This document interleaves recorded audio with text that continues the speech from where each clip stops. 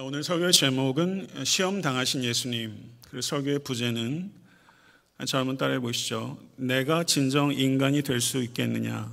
오늘 본 말씀 예수님께서 광야에서 시험 당하신 이야기입니다. 예수님께서 시험 당하실 때 곁에 아무도 없어서 목격하는 사람이 없었기 때문에 시험 당하신 일들에 대한 세세한 내용들은 분명히 예수께서 사도들에게 말한 것임에 틀림없습니다. 그때 예수님께서 도대체 이 사건의 의미를 무엇이라고 생각하셨으며 왜 전하셨을까요? 예수님께서 당하신 이 시험은 단순한 통과 의례가 아니라 사탄과 처절한 갈등이요, 처절한 사투였습니다.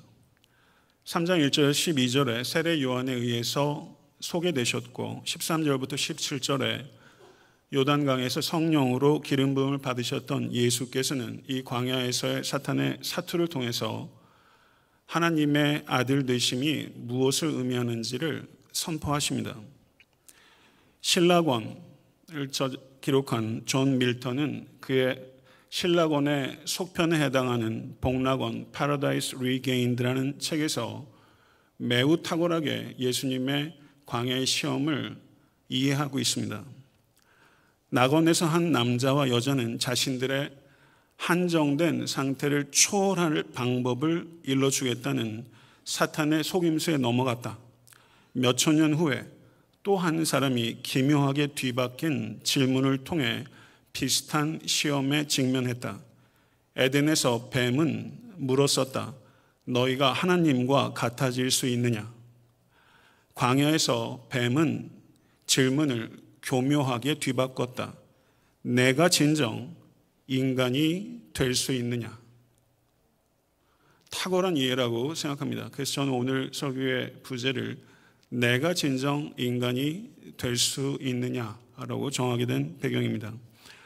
심지어 하나님의 아들이신 예수님조차 집요하게 시험했던 오만방자하기로 말할 수 없는 사탄은 지금도 우는 사자처럼 삼킬 자를 찾고 있습니다. 개인의 역사 속에서는 이 땅에서 우리가 죽는 순간까지, 그리고 인류의 역사 속에서는 주님께서 다시 오시는 순간까지 마귀는 끊임없이 공격해 올 것입니다. 그러나 성도 여러분, 야고보서 4장 7절 그런즉 너희는 하나님께 복종할지어다. 마귀를 대적하라. 그리하면 너희를 피하리라. 믿으십니까? 이 약속을 붙잡으실 수 있게 되기를 바랍니다. 그래서 오늘 예수님의 광야의 시험을 통해서 사탄의 시험의 주된 요소들을 분별하고 예수님의 대응을 본받아서 우리도 담대하게 사탄과 대적하여 크게 승리하는 우리 모든 권속과 교회가 될 수 있게 되기를 소원하는 것입니다. 1절과 2절의 내용은 시험의 배경입니다.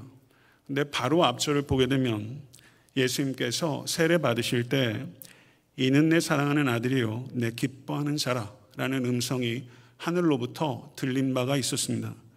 그런데 이 음성이 들린 직후에 예수께서 광야에서 시험을 받으셨다는 것입니다. 이것은 매우 중요한 것을 시사합니다. 그것은 하나님께서 사랑하시는 그리고 기뻐하시는 자녀들도 시험을 당한다는 것입니다. 히브리서 4장 15절은 우리에게 있는 대제사장은 우리 연약함을 체휼하지 아니하는 자가 아니요 모든 일에 우리와 한결같이 시험을 받은 자로 돼 죄는 없으시니라. 아멘. 사랑하는 성도 여러분, 지금 시험 가운데 계시진 않습니까? 그때 시험 가운데 계시면서 하나님께서 나를 사랑하시지 않는가 보다, 혹은 하나님께서 나를 기뻐하지 않는구나 라고 생각할 수 없다는 것을 우리는 문맥을 통해서 받아들여야 하는 것입니다. 4장 1절을 보면 그때 예수께서 성령에게 이끌려 마귀에게 시험을 받으러 광야로 가사라고 말씀합니다. 예수님을 시험한 것은 성령님입니까? 마귀입니까? 야고보서 1장 13절을 보면 사람이 시험을 받을 때 내가 하나님께 시험을 받는다 하지 말지니 하나님은 악에게 시험을 받지도 아니하시고 친히 아무도 시험하지 아니하시느니라. 이렇게 말씀합니다. 이 말씀을 문자적으로 단순하게 생각하면 하나님은 우리를 시험하지 않는다라고 결론 내릴 수 있는데, 성경을 해석할 때는 성경 전반에 걸친 말씀을 통해서 종합적으로 판단해야 합니다. 시험이라고 번역되고 있는 명사는 헬라어로 페이라스모스며, 시험하다라고 번역되어 있는 동사는 페이라조라는 동사입니다. 이 명사와 이 동사는 이중적인 의미를 가지고 있습니다. 이 단어는, 시험이라는 단어는 성숙함과 생명으로 이어지는 통로가 되는 시련이 될 수도 있고 죄로 이어지는 유혹이 될 수도 있는 이중적인 의미를 가지고 있는 단어인 것입니다. 시험이 유혹이 된다면 그 책임은 하나님께 있는 것이 아니라 우리 자신의 욕심에 기인한다고 성경은 말씀하는 것입니다. 여러분과 저의 반응이 시험을 시련으로 만들 수도 있고 시험을 유혹으로 만들 수도 있다는 것입니다. 야고보가 말하는 바 하나님께서는 절대 시험하지 않는다라는 의미는 아니라는 것입니다. 하나님께서는 창세기 22장을 보면 모리아산에서 이삭을 바치라고 아브라함을 시험하셨고, 출애굽기 16장을 보면 하나님께서 광야에서 이스라엘 백성들을 시험하셨습니다. 아브라함은 시험 받을 때 믿음의 견고함을 나타냈다면 이스라엘은 시험을 당할 때 믿음의 약함을 드러냈습니다. 만약에 시험 가운데 계시다면 믿음의 견고함을 나타낼 수 있는 우리 모두가 될 수 있게 되기를 간절히 소원합니다. 그래서 아브라함은 자신에게 닥친 시험을 성숙과 축복으로 이어지는 시련으로 만들었고, 이스라엘은 시험을 원망으로 이어지는 유혹으로 전락시키고 말았던 것입니다. 사랑하는 성도 여러분, 하나님께서 우리에게 시험을 허락하시는 것은 그 시험을 통과해서 거룩하여지고 복을 받게 하기 위함인 것을 믿습니다. 사랑하는 성도 여러분, 하나님은 어떤 악의 유혹에도 영향을 받지 아니하시며 악을 행하도록 우리를 유혹하지도 않으시는 거룩하신 하나님이십니다. 믿으십니까? 네, 여기서 주의해야 할 것이 있습니다. 유혹의 배후에는 마귀가 있습니다. 그렇지만 마귀는 우리의 의지와 상관없이 우리가 악을 행하도록 강제할 수는 없습니다. 죄에 대해서 우리가 죄를 짓고 나의 개인의 책임을 거부하고 마귀 때문에 내가 악을 범할 수밖에 없었다라고 말하는 것은 마귀가 실제 가지고 있지 않는 권능을 마귀에게 부여하는 것과 같은 것입니다. 유혹에 굴복했을 때 그것을 하나님께 돌리는 것은 불경건이며, 유혹에 굴복했을 때 그 책임을 마귀에게 돌리는 것은 무책임한 것이 된다는 것이죠. 마귀가 지금 예수님을 광야에서 시험한 목적은 예수님을 죄와 불순종에 빠지게 함으로써 죄 없는 구주로서의 예수님의 자격을 박탈하고 인간을 구속하시고자 하는 하나님의 계획을 좌절시키고자 광야에서 예수님을 시험한 것입니다. 이제 마귀의 세 가지 전략과 그리고 그 전략에 대응하는 예수님의 반격을 살펴보면서 우리가 시험 당할 때 우리가 시험에 어떻게 반응하고 이겨나가야 될지를 배울 수 있는 여러분과 제가 될 수 있게 되기를 바랍니다. 3절과 4절의 말씀을 보게 되면 사탄의 첫 번째 시험과 예수님의 첫 번째 반응이 기록되어 있습니다. 마귀는 예수께서 40일 동안 줄이신 상황을 10분 이용합니다. 그리고 4절에 이렇게 말합니다. 내가 만일 하나님의 아들이거든 이 돌들을 명하여 떡이 되게 하라. 모르시는 분 없죠. 그렇지만 이 유혹의 진정한 요소가 무엇인지 명확하게 깨닫고 있는 성도는 생각보다 적습니다. 안다고 생각하는 착각에서 나오시고 이 본문이 의미하는 진정한 영적인 의미를 깨닫는 은혜가, 겸손한 은혜가 우리 가운데 임할 수 있게 되길 바랍니다. 여기에서 사탄의 유혹은 돌을 떡이 되게 함으로 하나님의 아들임을 증명하라는 것이 아닙니다. 예수님께서 하나님의 아들이심을 사탄은 이미 알고 있습니다. 예수께서 돌을 떡으로 만들 수 있는 능력이 있다는 것도 사탄은 이미 알고 있습니다. 그러므로 사탄은 여기에서 예수님께 자신의 필요를 채우기 위해 자신의 능력을 사용하라고 유혹하는 것입니다. 자신의 필요를 채우기 위해 자신의 능력을 사용하라는 것입니다. 그런데 생각해 보십시오. 그게 뭐 잘못된 겁니까? 내 필요를 채우기 위해 내가 가지고 있는 능력을 사용하는 게 악한 요소가 그 안에 있습니까? 이것이 그렇게 죄가 되는 것입니까? 그런데 이것이 왜 마귀의 첫 번째 유혹이 될까요? 여기에 우리가 신중해야 될 필요가 있다는 것입니다.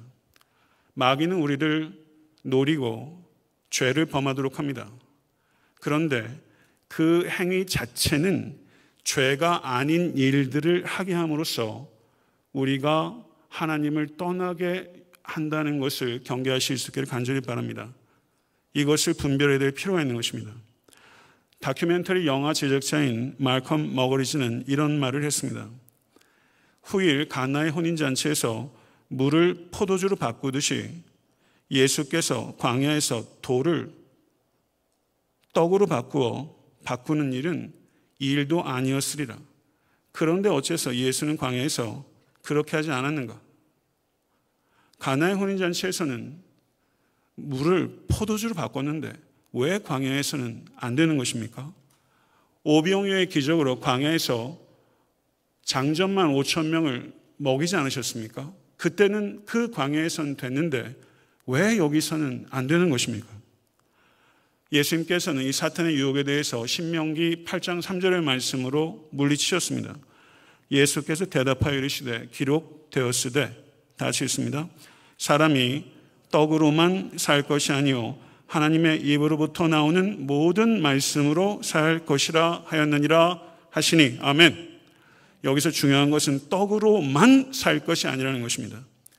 떡으로만. 실제 성경 원어도 only라는 표현이 가미되어 있는 것입니다. 사랑하는 성도 여러분, 예수님은, 우리가 믿는 신앙은 떡의 필요성을 부인하는 종교가 아닙니다. 떡의 필요성을 예수께서 부인하는 것이 아니라 떡의 우선성을 부인한 것입니다. 오병이어의 기적을 행하신 것은 그것이 하나님의 뜻이었기 때문이고, 돌 하나도 떡으로 만들지 않으신 것은 만들지 않는 것이 하나님의 뜻이었기 때문입니다. 하나님께서는 지금 광야에서 여러분 40일 동안 굶주리신 적 있습니까? 40일 동안 굶주렸는데 내 능력으로 돌을 떡으로 만들 수 있음에도 불구하고 자신의 능력을 의존하지 않고 하나님을 의존하도록 하는 것이 하나님의 뜻이었다는 것입니다. 하나님의 보호하심에 대한 절대적인 믿음을 진실로 가지고 계십니까?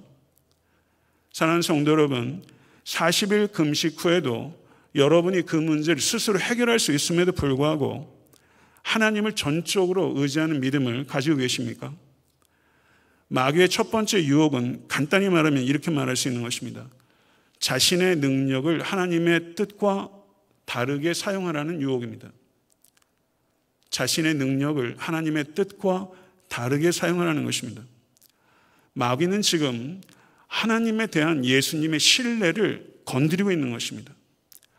하나님을 전적으로 의지할 것이 아니라 네 능력을 사용하라는 것입니다.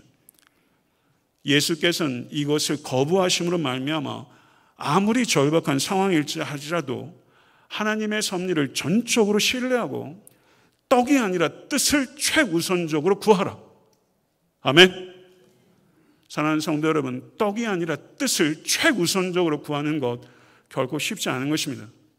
그렇지만 사랑하는 성도 여러분, 여러분과 저에게 가장 중요한 것이 하나님의 뜻이 될 수 있게 되기를 우리 주 예수 그리스도는 간절히 축원합니다. 5절에서 7절 말씀을 보시면 두 번째 시험과 대응을 기록하고 있는데요. 사탄의 두 번째 유혹은 예수님을 거룩한 성으로 데려다가 성전 꼭대기에 세우고 뛰어내리라는 것입니다. 4장 8절 보세요. 거기에 보면 사탄이 예수님을 지극히 높은 산으로 데리고 갔습니다.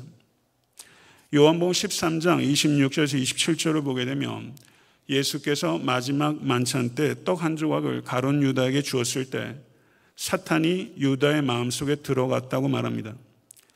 심지어 예수님께서 함께 하시는 자리에서도 사탄이 예수께서 사랑하셨던 제자 가운데 하나를 강탈해 가는 매우 공격적인 존재라는 것입니다.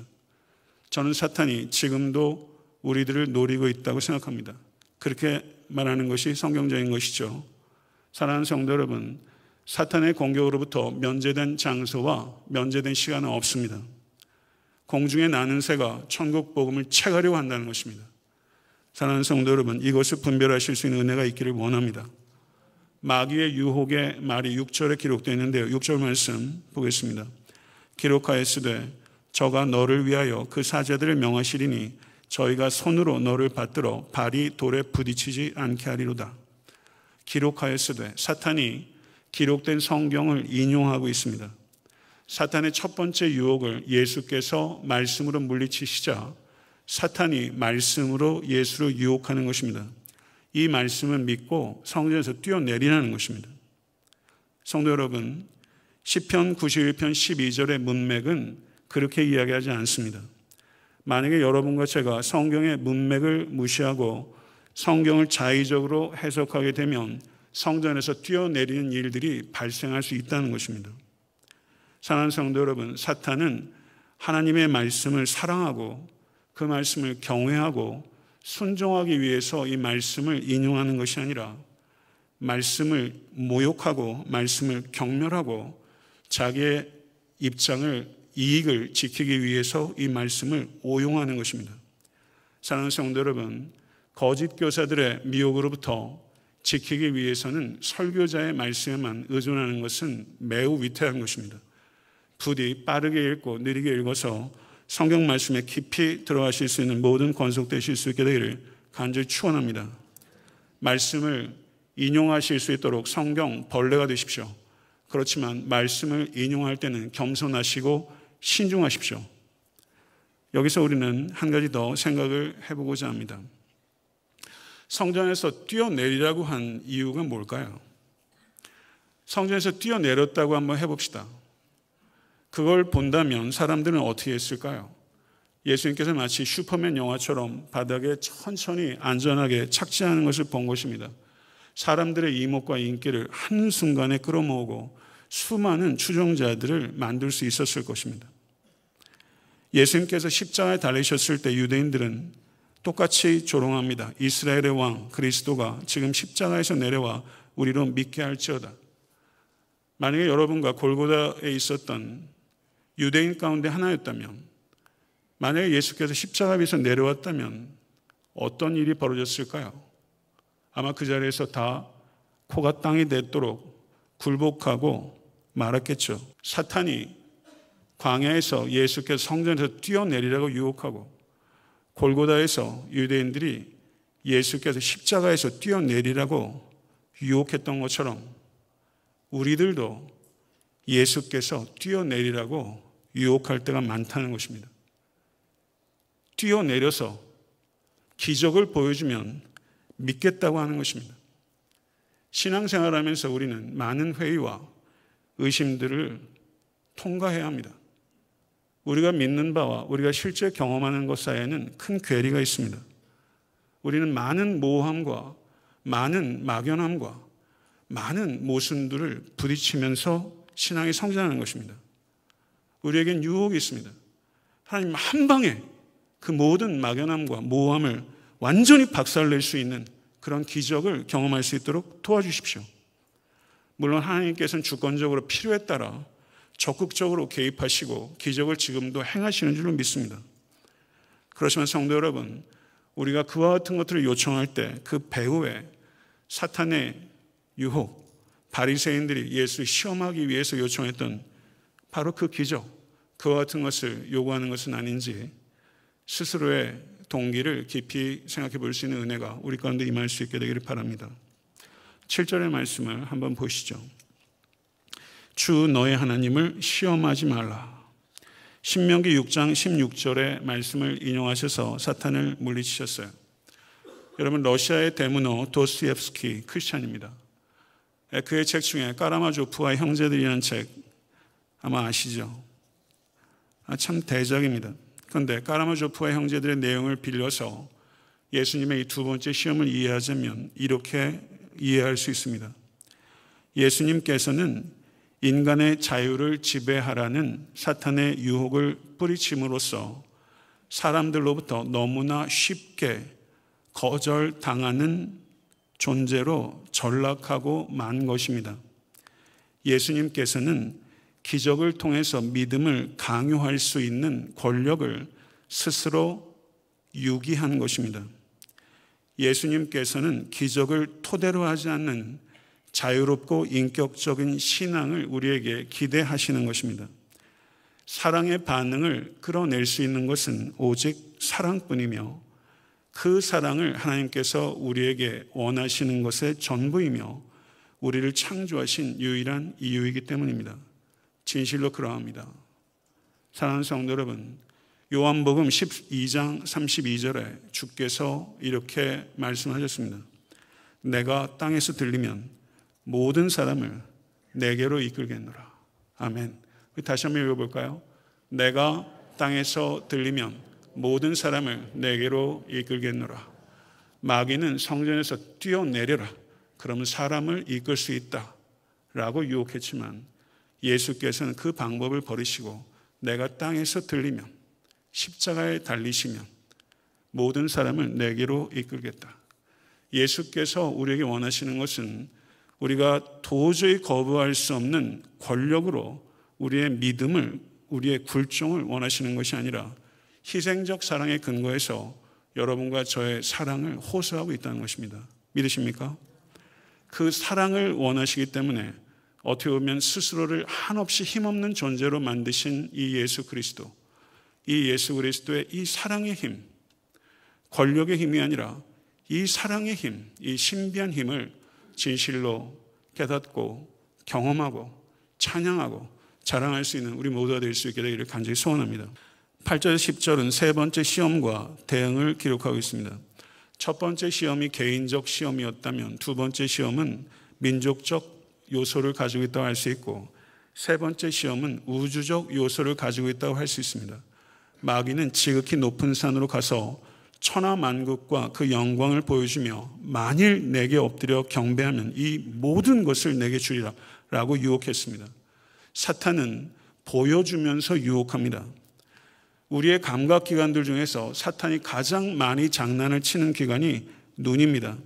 사탄은 눈에 장난을 쳐서 비틀어 보게 하고 부분적으로 보게 하고 얄팍하게 보게 하고 그리고 그것이 전부인 것처럼 착각하고 교만으로 이끌게 되는 것입니다. 눈은 참 소중한 것입니다. 눈을 통해서 세상을 보는 창이 되기도 하지만 이 눈이 우리를 가두는 감옥이 될 때가 더 많다는 것을 주의하시는 우리가 되기를 원합니다. 잘 아시는 대로 다윗이 엘라 골짜기에 갔을 때 이스라엘 온 군대와 사울은 눈에 보이는 골리앗에 완전히 사로잡히고 눈에 보이지 않는 하나님을 바라보지 못했습니다. 그렇지만 오직 약관의 소년 다윗 한 사람만은 눈에 보이는 골리앗에 사로잡히지 않고 눈에 보이지 않는 하나님을 바라봤습니다. 그런데 그 다윗이 인생의 최정상에서 궁중의 옥상에서는 눈에 보이지 않던 하나님을 바라보던 그 눈을 잃어버리고 보이는 밧세바의 벗은 몸에 사로잡히고 말았습니다. 다윗의 범죄와 추락, 다윗 가문과 다윗 왕조의 쇠락이 바로 그날 그 옥상에서 다윗이 보이지 않는 하나님을 보지 못하고 밧세바의 벗은 몸에 사로잡힌 결과였다는 것은 사랑하는 성도 여러분, 이것을 타산지석으로 삼는 우리가 될 수 있게 간절히 바랍니다. 눈이 보이는 대로 쫓아 행하면 하나님의 심판이 임하게 될 것이라고 전도서 11장 9절은 말합니다. 부디 사랑하는 성도 여러분, 보는 대로 행하지 마시고 믿음대로 행하시는 모든 권속이 되실 수 있길 간절히 바랍니다. 사탄은 지금 감히 성자 예수님께 너는 나 외에는 다른 신들을 두지 말라라고 10계명의 제1계명을 어기도록 유혹하는 것입니다. 이러한 사탄의 요구는 이스라엘이 광야에서 우상 숭배한 것을 상기시킵니다. 성도 여러분, 여러분과 저에게는 천하만국과 그 영광을 볼 기회도 없었습니다. 정말 천하만국과 그 영광을 보게 된다면 그것보다 예수님을 더 사랑하신다고 확신 있게 고백하시고 선택하실 수 있으시겠습니까? 만약에 하나님보다 천하만국과 그 영광을 더 사랑한다면 우리도 사탄에게 절을 하게 될지도 모릅니다. 사탄은 지금 지름길을 제시하고 있는 것입니다.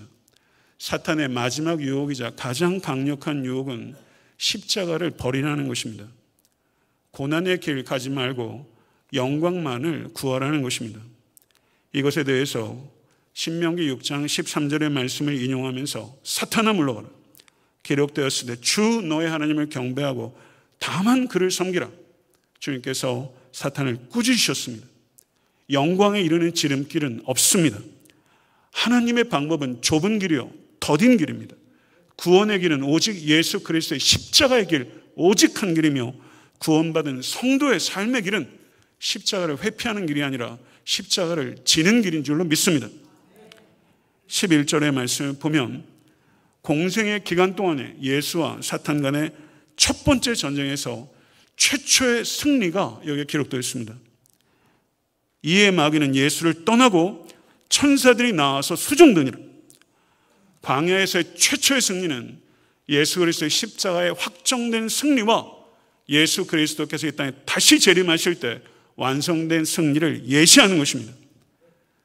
사랑하는 성도 여러분, 마귀에 대적하고 마귀도 우리로부터 떠나는 역사가 우리 가운데 경험될 수 간절히 축원합니다. 말씀을 맺겠습니다. 돌 하나를 떡으로 만드는 것, 성전 꼭대기에서 한 번 뛰어내리는 것, 사탄에게 한 번 절하는 것, 한 번입니다.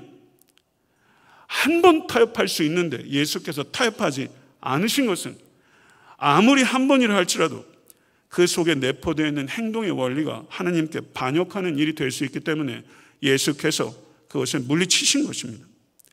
사랑하는 성도 여러분, 예수님께서는 하나님의 뜻대로 살아가는 인간의 삶에 대한 완벽한 모범이십니다. 예수 그리스도께서 시험을 이기심은 우리도 시험을 이길 수 있는 힘을, 지혜를 그 안에서 얻을 수 있기 때문입니다.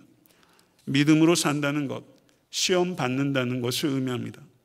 그러나 고린도전서 10장 13절의 약속, 사람이 감당할 시험 밖에는 너희가 당한 것이 없느니 오직 하나님은 미쁘사 너희가 감당하지 못할 시험 당함을 허락하지 아니하시고 시험 당할 즈음에 또한 피할 길을 내사 너희로 능히 감당하게 하시느니라. 아멘.